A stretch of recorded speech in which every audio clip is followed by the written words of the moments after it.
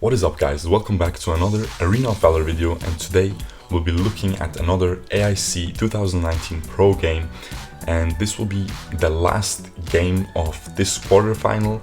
A lot of people told me to review another one, and this one, as you can see, it is 3-3 USG versus IGP. Both teams, of course, this is a best of 7, so this will be the deciding game of who moves on to the semifinals. So both teams under a lot of pressure, and you will see some players will falter under that pressure and some players will thrive through that pressure. And especially this Omen, you will see he will play amazingly, so he will probably be in the title and the thumbnail. But yeah, as you can see, we have again Hippie on his Murad.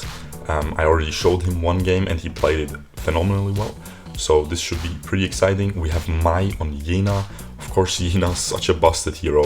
This will be very enjoyable to see as well. Mai also had some very nice Yena performances. But of course, laning against that Omen, you can see they're already going toe-to-toe. Omen and Yena approximately doing the same amount of damage during that trade there. So, and as you can see, on the side of IGP, we have a Dayu-chan in the mid lane, we have a Zephys jungle. Now, this is this game 7, so a lot of these teams are running out of their picks. As you know, it's global pick ban, so Zephys coming out here this late into the series, and because all the other junglers were already picked. And then we have Elsu as a marksman, and of course the Kha'Zix support, beyond broken. In the last game of the series they're able to get it. But yeah, you can see this Elsu is already doing a ton of work here, hitting the Murad with that snipe, doing a ton of damage. And unfortunately Sota gets caught out here. Of course, that Crixie, without her flicker available, without ult, not yet level 4, very immobile mage, very easy to kill for a Zephys. But they invade the blue, they are not able to steal the enemy blue, and they do get poked very hard. Kha'Zix has to flicker away from that Yena as well there. And Omen is just going absolutely crazy, ults the marksman Lindis and is able to pick up that kill. Does end up dying though, but there is a ton of deaths. Jungle and top lane dying on the side of IGP, and it seems like the mid laner will die here. She is running, she was slowed but not anymore. She seems to be able to get away. Yep, she does get away. The Murad is under pressure now. Not gonna die though, very well played. Unfortunately, they were not able to pick up that Dayu-chan. But you can see it is 2-4. Now what I like about these two teams, they both play at a very high level, but they also play very aggressively. Now, if I checked some games of the next series, which we'll be covering, which is going to be AHQ versus Team Flash, and the first game, it had like 6 kills total, and here we already have 6 kills in 4 minutes, so definitely a little bit more enjoyable to watch. The other methodical play style of Arena of Valor that the other teams play is probably the higher level gameplay, but this is also very high level. Everyone has very nice mechanics, but it is a little bit more fun to watch if people kill each other a lot, you know. Zephys ult unfortunately missing there. Elsu is able to hit the snipe though. Very well played Elsu so far. Only got 3 assists, but he is doing really well. The Dayu-chan is super juiced up, 202. Not really what you want to see though for your team. You probably would like to have more kills on the Zephys or on the Elsu, because the Dayu-chan she can deal a ton of damage, yes, but her ult always deals a ton of damage even if she's behind, and she's basically there for the stunts, right? And she can always provide those if she's fed or not. So definitely would rather have those kills on Elsu, who would be dealing a ton of damage more at this point. But yeah, now why I decided to cover this game is because it ends up being very close. You will see later on. Right now IGP is for sure winning, but you will see this is a huge back and forth. It was a lot of fun to watch for me. I skipped through it a little bit because I don't want to spoil myself too much before I make these videos. But yeah, you can see Elsu doing really well, being very annoying with his snipes as he wants to do, and Yena just doing her thing, not being able to be CC'd, CCing everyone, doing a ton of damage, you know. Definitely a must ban in my opinion, in solo queue at least. Zephys goes in, is able to survive with his passive though. The Daio-chan ends up dying to the Yena though, very well played by Mai. And again, this Omen playing really well, catches the Murad with his ult flicker and is able to just pick up that kill. They get the Yena as well, so again, a 1-for-2 trade for IGP. IGP doing really well so far. Of course, as I said, IGP was definitely expected to win this series very easily. However, USG ended up playing phenomenally well, so they really gave them a run for their money. And we shall see if they are able to even upset and win 4-3 against IGP. I mean, a lot of you guys already know, right? Because I am really late with these, but yeah. I think a lot of you guys also didn't watch this, so it should be exciting for you. Again, the Omen just runs in, ults the Ormar. Now, you don't usually want to ult a support with an Omen, but he was just caught out there. His team was able to just kill the Ormar instantly, so then it can be worth.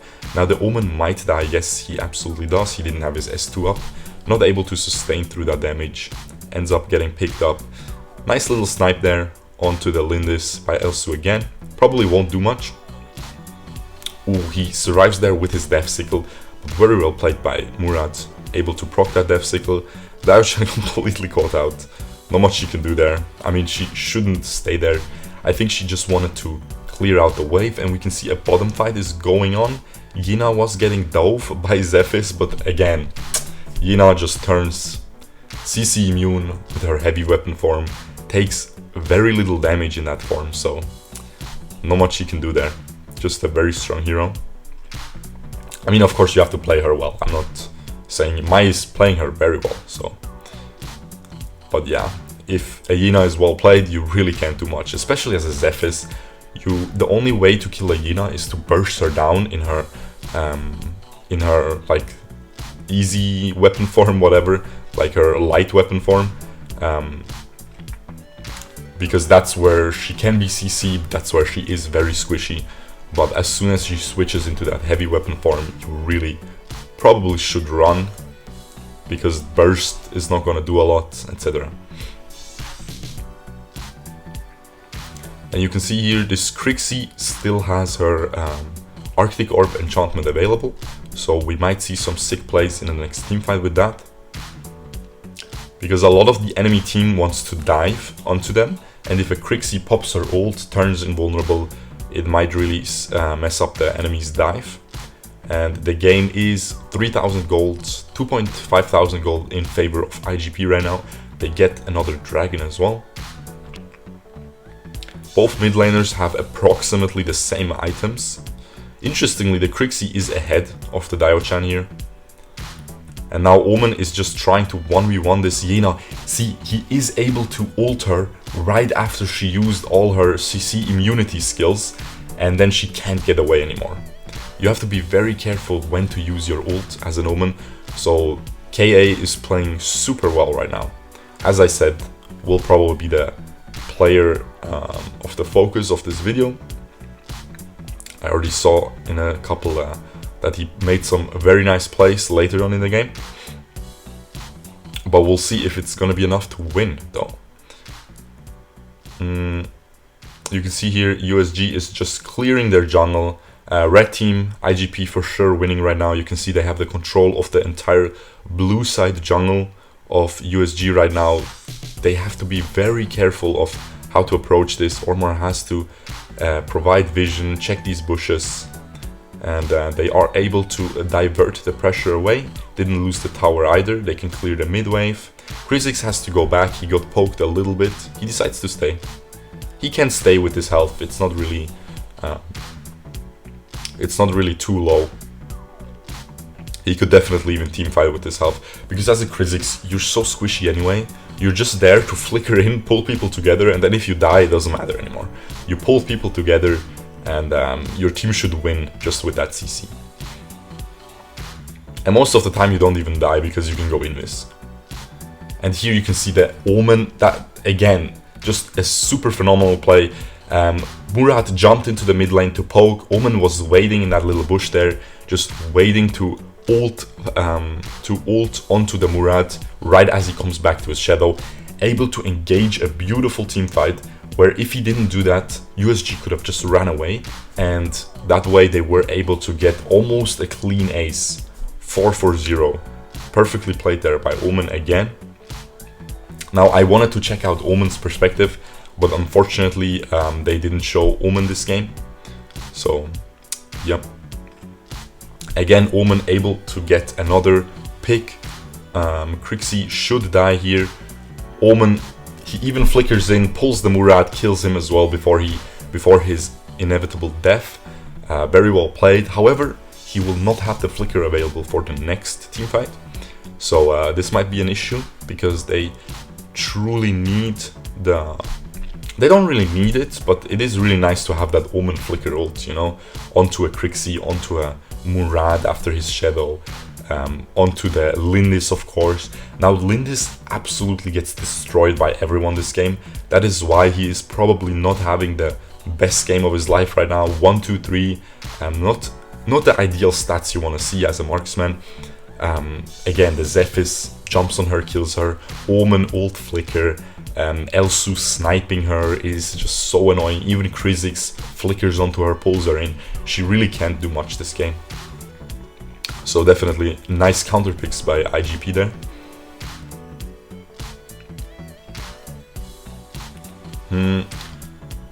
Now the thing is, IGP probably has to dive these towers to be able to push high ground. They have an Elsu with a lot of range and a lot of tower damage, but they have to... they don't really have like a Thane or like a Lumber that can truly protect the Elsu.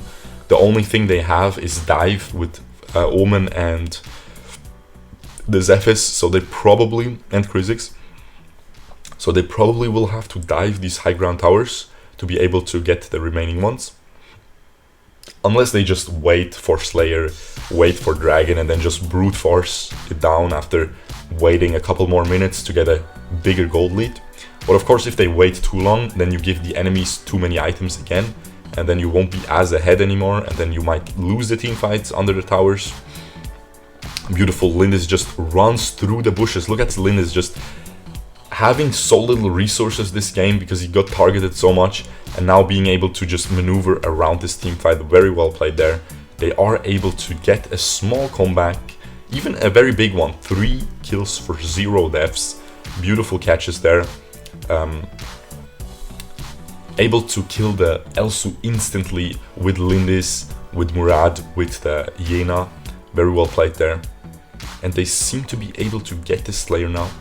We shall see though if anyone is going to try to steal. The jungler is not alive, so very easy pickup there on the Slayer. Now the Omen is in a very aggressive spot, so we have to see what he's gonna do here. Are they gonna defend his tower? He just flickers in with his ult, catches out the Crixie, but he seems to be going down here. He just is able to lifesteal back with the Hercules Madness lifesteal, of course, and is just able to sustain through that team fight. In the end, dies but revives with his Blade of Eternity. They pick up 3 people for 0 once again, just because of the Omen engage. Just very ballsy engage. The enemies have a Slayer. They are pretty even. It was like maybe a 4,000 gold lead, but at this point of the game, it doesn't matter too much anymore. But Omen still just decides to engage, and they seem to win this whole series just because of those Omen engages. Very beautifully played. Let's see if he gets MVP for that. Definitely deserves MVP for this performance. Very sad for Japan. They came very far, being the youngest region. Definitely very well played on them. 6-3-11 Omen. Decent stats for a side laner. However, the stats, of course, don't tell the whole story. 22% damage, also very nice. but now we will see if he gets the MVP, and of course he got the MVP. Super well played. A lot of people also told me in the comments that KA is one of the best Slayer laners, that a lot of people are saying that, a lot of people are talking about him, and definitely he showed here, being 3-3, so literally the last game of the series, you have to perform, and he is able to perform that well. Definitely deserves to be the MVP of this game, and I think he played the whole series very well in general. So if there was MVP for a series, maybe would have got to him.